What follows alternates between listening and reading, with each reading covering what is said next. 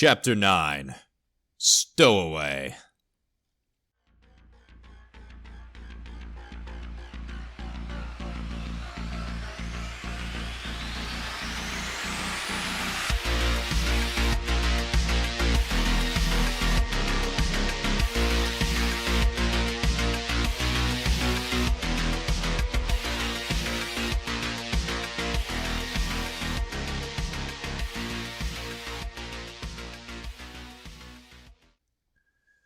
Somehow, to the creature, the sudden jolt of pure order was worse than the chaos he was used to.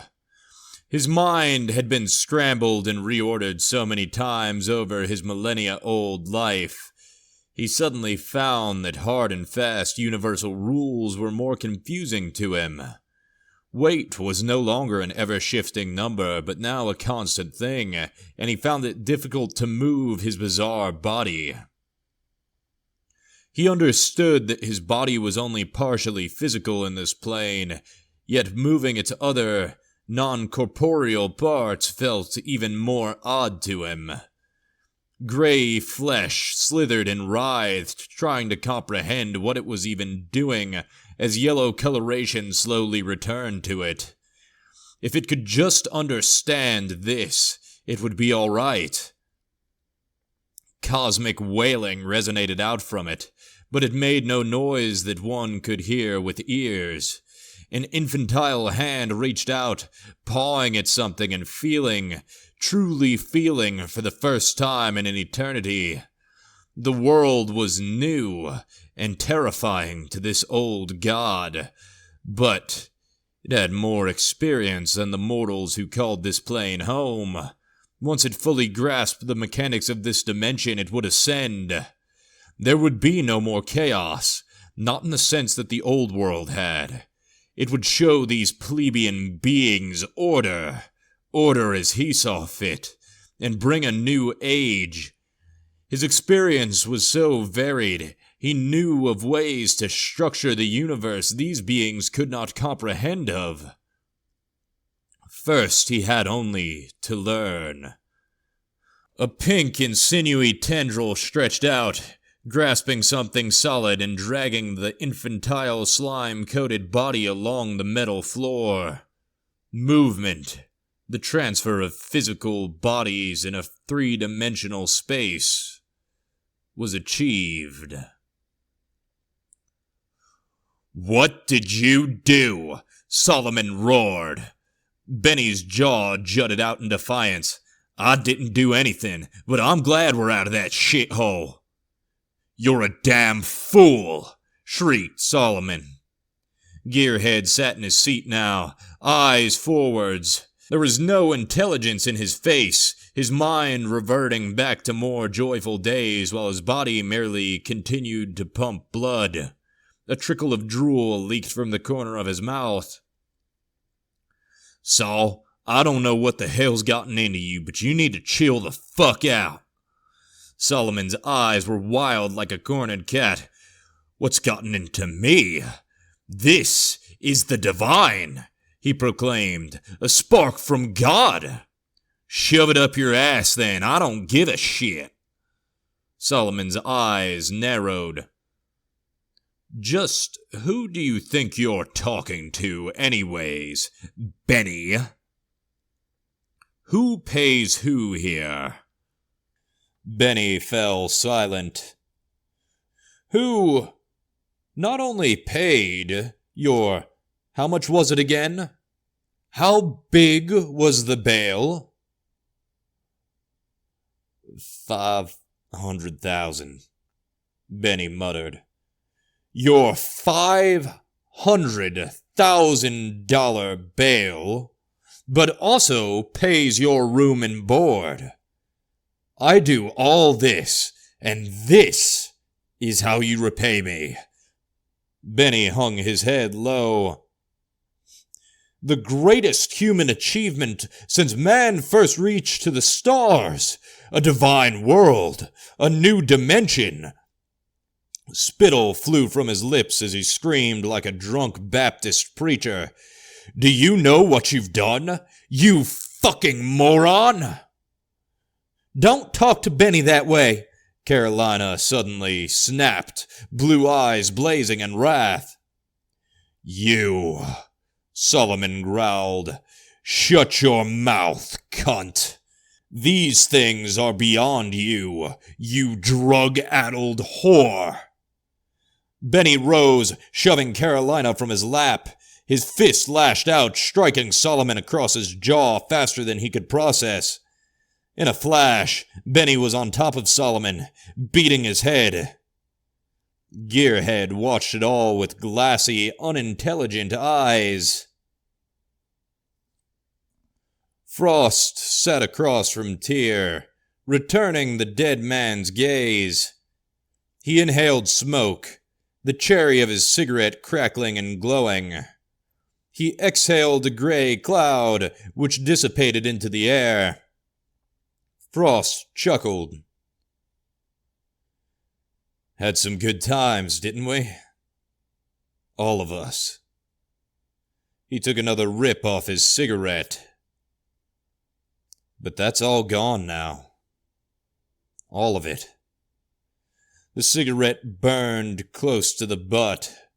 Frost ground it into the floor, leaving a black trail behind. He rose, groaning, his head still feeling as if it were full of TV static. Come on.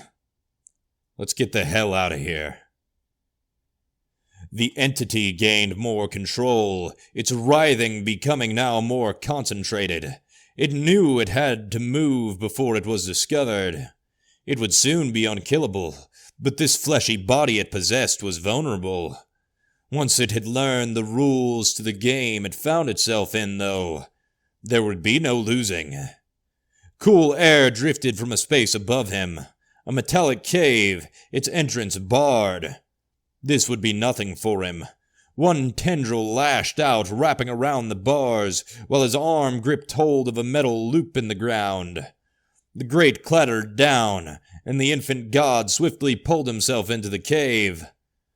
He sheltered in the dark, memorizing the network by examining it with his senses unseen. He knew now these were not caves, but arteries which the metallic being cooled its operating organs with. It was safe now, but safety was not enough.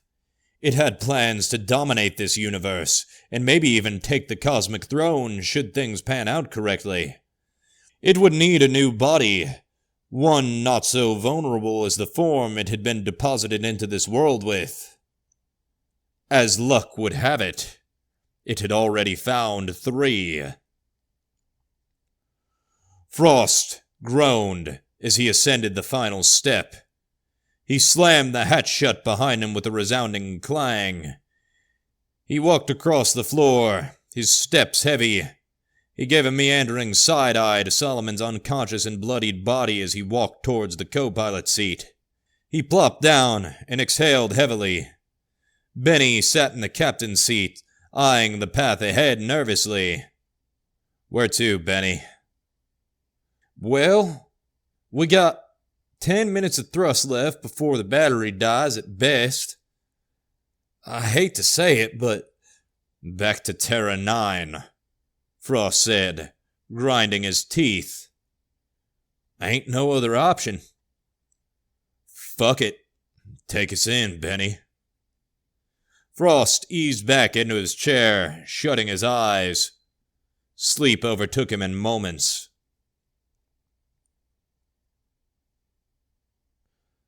The room was loud and noisy, but the noise was rhythmic. This was new. It had never experienced rhythm before. The vibrations carried through the floor were unfamiliar yet soothing. Great metal organs singing a sweet lullaby to the creature. It would have fallen asleep were it not a foreign concept to it. It lapped at the red liquid, intaking life and feeling itself become strengthened in the process. Memories flooded into it, and it understood immediately how these creatures' bodies worked. Humans, from what it learned, had very inflated egos from sharing the known universe with lesser beings. They thought themselves the kings of everything, due to an intellect which was dwarfed by even the clinically retarded of the jester's realm. He would put them all in their place. But one body would not be enough, for there were many humans and only one of him. Order. He needed order, more rigid and uniform than even these creatures had with all their law books and armies. Slowly, in realms the eye could not see and fingers could not touch, the being split itself through eldritch mitosis. Pain seared from the core of its being, and it screamed unheard cries. These would be the perfect vessels. They both smoked in silence as the planet of Terra 9 loomed closer and closer. "Where do we go from here?" Frost asked. Benny shrugged. "Turn myself in, I guess." "Fuck that. Let's hijack a police cruiser and get the fuck out of here, ASAP." "Then what, Frost?" "Keep doing what we've always done, I guess. Shoot, loot, and scoot." "What's the point?" "Benny, why are you talking like that?" Carolina suddenly piped up. "Are you really just gonna leave me and go to jail?" "Well, I wasn't really...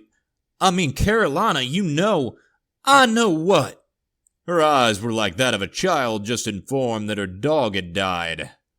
"That you don't love me no more?" "We'll just die. What's the point in resisting?" "I'd rather die with you than spend the rest of my life separated, locked up in some crusty jail cell." Benny's face clouded. Then it was parted by a grin. He shook his head. "Fuck it then. Let's me and you die together, baby girl." She purred and dug her head into Benny's chest. "Shit. I wish I had a set of tits," Frost grumbled. "I'd have you doing all kinds of tricks."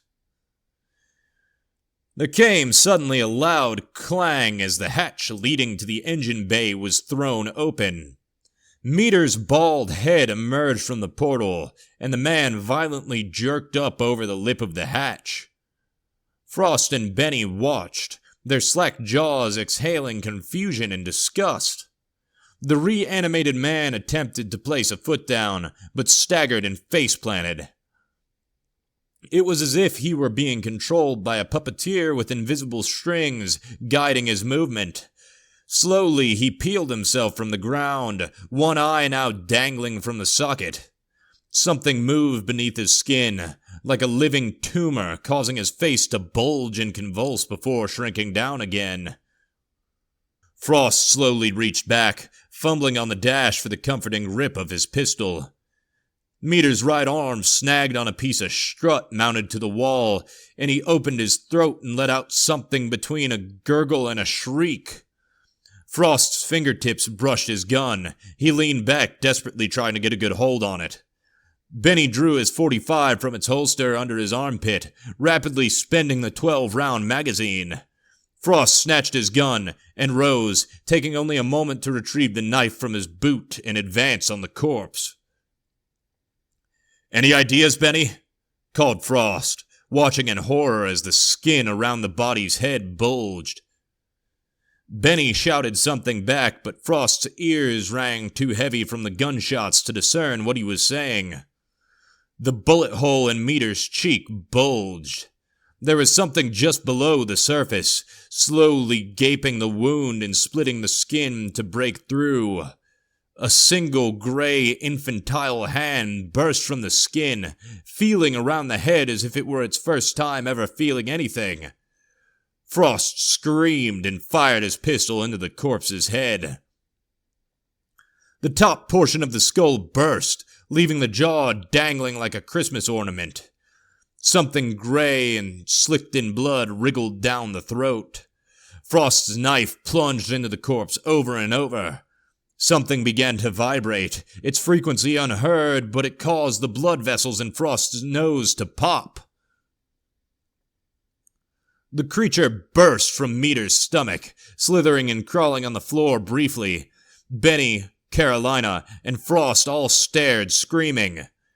Frost moved like lightning, stomping the creature over and over before he even got a good look at its form. His boots smashed on tentacles, arms, heads, legs, and eyes. It was like trying to crush a rubber bouncy ball, and the thing continued on its course, flopping around on the ground. Instinctively, Frost's hand shot out to grab hold of it. It writhed beneath his grip and grabbed hold of his wrist in return. Long tendrils shot out, wrapping around his arm. Frost's knife flashed over and over, plunging into the creature but not cutting at all. Frost flailed wildly, his knife sparking off the wall as he slammed the creature into every object he could find. Benny watched the whole ordeal with terror written on his face. Frost's knife cut halfway into a thick metal cable hanging from the wall. There was a blinding blue flash, and the bandit went flying across the room. The gray creature fell on the floor, convulsing. Frost slowly rose, his vision a haze as drool dribbled from his mouth and his body went numb. The creature slowly wriggled across the floor, moving towards Gearhead. Benny scrambled up, pitching Carolina to the side. His square-toe boot sent the creature skidding across the floor and into the open hatch. It hit the bottom of the ladder with a thud. Benny slammed the hatch shut, sitting on top of it to prevent anything from rising through it again.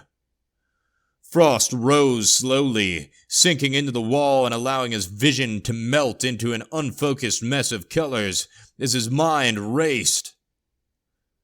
He turned his glassy eyes to Benny. What the fuck?